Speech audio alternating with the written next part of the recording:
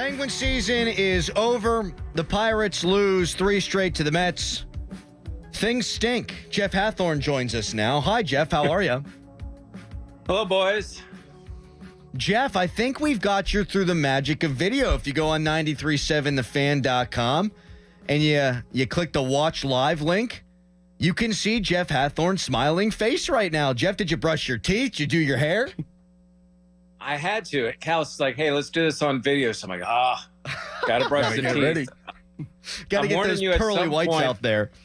At some point, the dog is going to jump up because that's typically what happens after a while. She wants a little attention. So Tui might be making an appearance on this video, too. Well, we welcome Tui to the program if and when she does.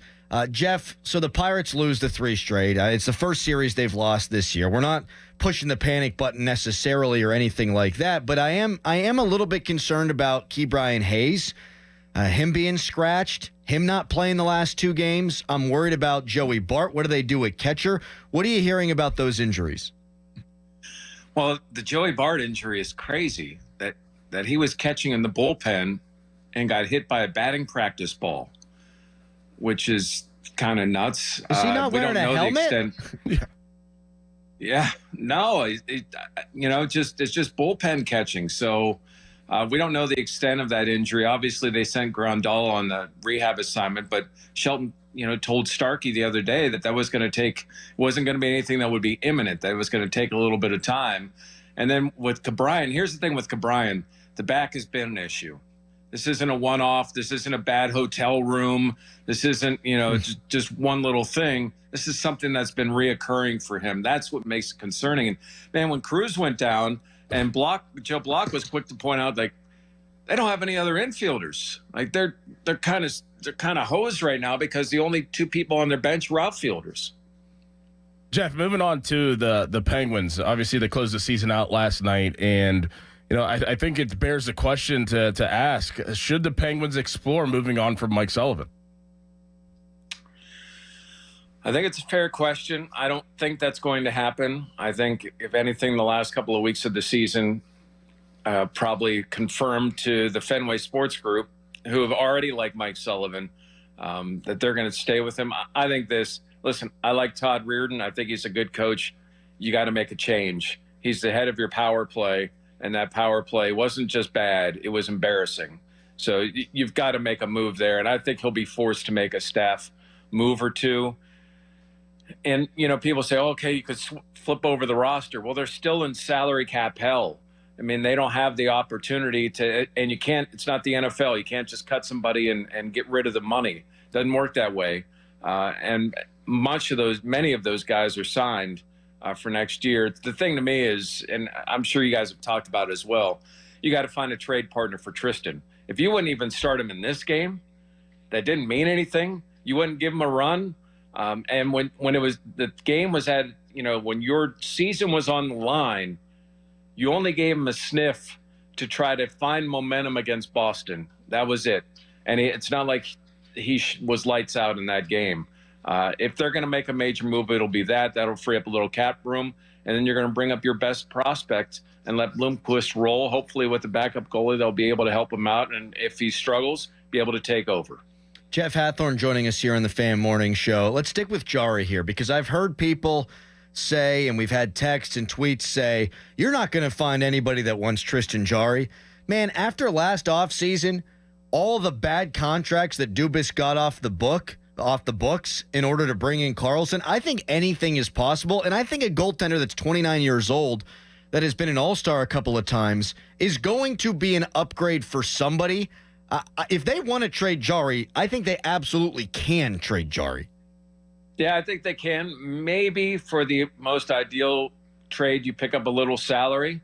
Maybe that happens to get him off the books. But, yeah, I think there will be interest in him. And, this is where teams use their sources and they get something out there that says, well, he had a personality conflict with this coach they got rid of, or there was an issue with this so try to make it that it wasn't about his performance. It was about some other issue with the team that wouldn't bring relevance to when we trade for him. And that, hey, look at these numbers in the first half of the season, and maybe he dealt with some whatever it was, injury. I mean, things are going to be thrown out there, but I do think that will be a move that they will look at. Whether they'll be able to complete it, we'll see. But, man, if they haven't officially moved on from Jarry, the last 3 weeks tell you they've moved on from Tristan Jarry.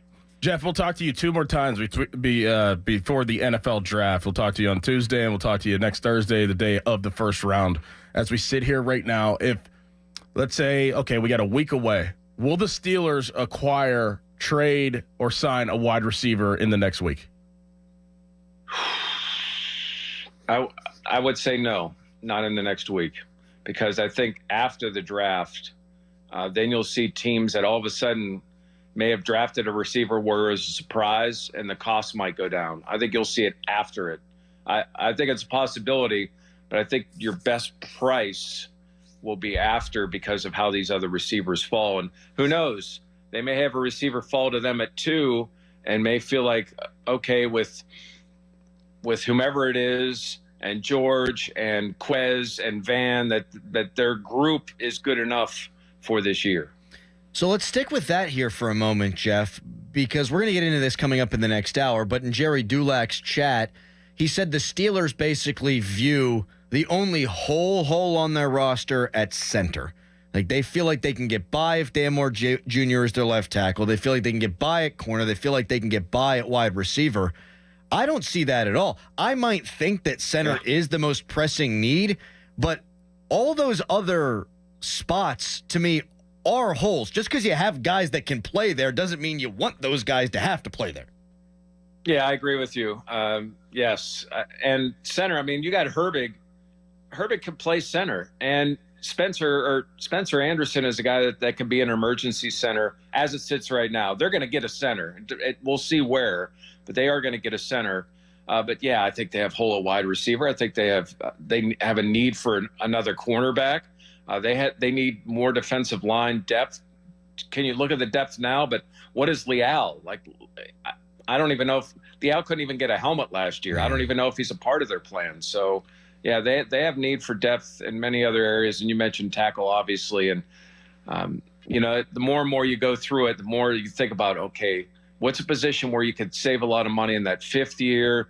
Like, where's somebody would be nice to have some cost savings that would be really tough to get at free agency? Boy, tackle is one. Jeff, what do you got up on the website, buddy? Yeah, we've got a lot about the Penguins and Pirates, obviously. And there's a draft story that's going to be going up today, looking at the visits, all the visits that happened. Which one do you want selected? Since normally those players make a visit to Pittsburgh, and we're going to have you vote on which one you think, what position you think. So that'll be going up this afternoon on 93.7thefan.com. Excellent. Thank you, Jeff. Appreciate the time. No cameo from the dog. No, she did for a little bit, and then she took off. So I don't know if it was something you said or she saw your West Virginia hat and then went running away. Yeah, she saw his face. Oh, get that. Bye, Jeff. Thank you. Bye, boys. Thanks, Jeff. I opened myself up for that one from both of you.